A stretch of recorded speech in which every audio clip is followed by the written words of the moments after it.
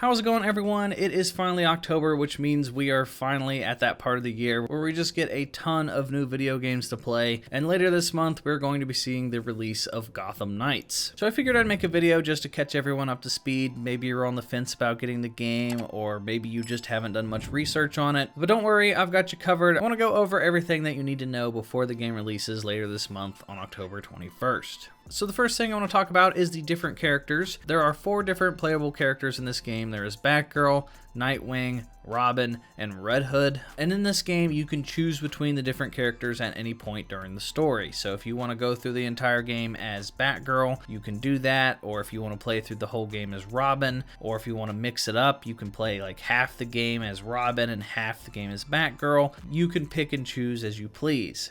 Now, each character is going to come with their own skill trees and their own special abilities, so you can level up each character and customize each character as you see fit. So for example, if you want to fully level up Robin, but you don't want to level up Batgirl, you can choose to do so. Or if you want to play with a more balanced approach and you want to play every other mission as a different character, just to sort of switch things up and make the combat feel fresh each time you go into a different mission, you can choose to do that as well. Now next up, I want to talk about the loot and the gear system. Now this game is going to have a crafting system where you can craft different upgrades for your outfits and different attachments and sort of give yourself upgrades to do more damage. Now, I don't know how I feel about this, and based off a lot of the early previews, a lot of the people that played the game early were also kind of iffy about this. And to me, it looks like the loot system is kind of forced. Think back to the Marvel's Avengers game where you run around and collect chests and just sort of get mindless gear, and it doesn't really feel like there's much point to the gear. In this game, you can go and find different loot chests and get different upgrades for your outfit. For example, for Nightwing, you can find a different baton to do like more stun damage, or maybe like a 10% chance to apply stun, or a 10% chance to do additional damage, that kind of thing. But just think about a typical looter shooter and how the gear system works in other looter shooters, and that's basically how it's going to work in Gotham Knights. So getting into the next point, let's talk about this game's replayability. Now this game is going to have some crazy replayability, and the reason for that is because each character is going to have their own unique dialogue for specific cutscenes. So for example, if you play through the entire game as Robin, you're going to see different dialogue based around Robin in the cutscenes. An example of this is that you encounter Harley Quinn in this game as one of the boss fights, and in the cutscene, Harley Quinn will make different remarks based off of what character you are currently playing as. So if you play through the entire game as Robin, you're going to get different cutscenes than if you played through the entire game as Batgirl. If it isn't Bratgirl. You here for a chat? Just us girls. So if you want to go back and replay the game and revisit different scenarios and different cutscenes as different characters, you're going to get some different dialogue in the cutscenes each time you play. So I think that's really cool. So up next, another way that you can play the game is with a friend. This game does have 2-player co-op.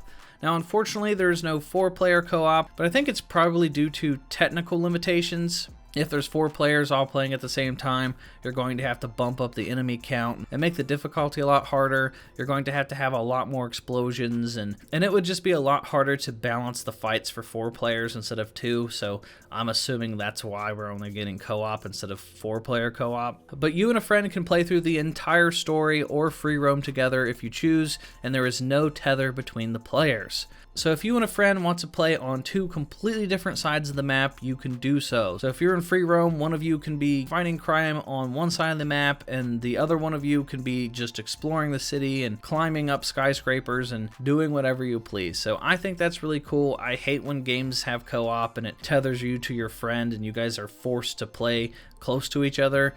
The fact that this game doesn't do that and lets you just do open free roam together, I think that's really cool. So up next, I want to talk about outfit customization. So there is a bunch of different outfits in this game that are hidden throughout the environment that you can find and collect. So you have your primary outfits, which have a lot of customization options. You can change the color schemes of the outfits, which is really cool. It adds a lot of personality, and you can also change the individual parts and pieces of the outfits too, which is a lot more than I thought they were going to do. They kind of went all out on the outfit customization, which I really appreciate because I love collecting outfits in superhero games, and there's a ton of special outfits that you can transmog over your primary outfit. The only downside is that for the unique outfits, you can't customize them. You basically just slap them over top of your main outfit, and it kind of just works as like a skin that you can toggle on and off. So you can customize the primary outfit and you can change the individual parts and colors. And then if you decide to transmog it and put a special outfit on it, you're not going to be able to customize it, which is a little bit of a bummer, but there's so many outfits in this game that I don't think it's going to be too big of a deal. This game has so many outfits and varieties and parts and colors and stuff.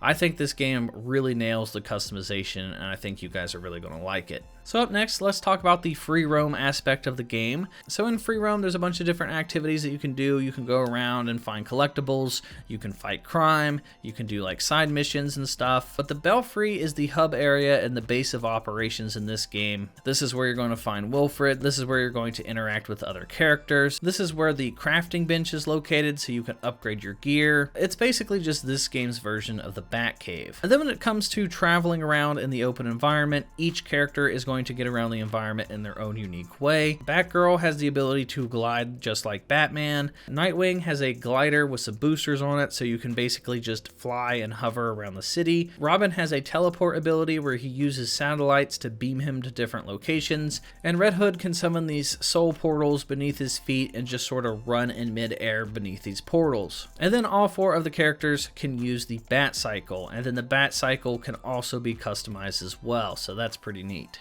So Gotham Knights releases on October 21st, and if you pre-order the game, you get an alternative skin for the Bat Cycle, which is pretty neat. So there's 3 different editions of the game. There's the regular edition for $70, the deluxe edition for $90, and if you can get your hands on it, there's a collector's edition for $300. Now the deluxe edition comes with unique skins for each of the characters that you can transmog over top of your outfit. It comes with extra salvage that you can use as crafting materials to build yourself some new gear. It comes with extra boosted gear for your characters, an exclusive emote, and 3 exclusive suit colors. And then if you drop $300 on the collector's edition, it comes with a little mini statue, which has all 4 of the characters. It comes with everything that the deluxe edition has, and it comes with an art book. Now that is going to cover everything you guys need to know for Gotham Knights before the game's release on October 21st. Now keep in mind, this is not an Arkham game. I've seen a lot of people try to make comparisons to the Arkham Knight and the Arkham franchise. This is made by different developers, and it's in a completely different universe. So just think about multiverses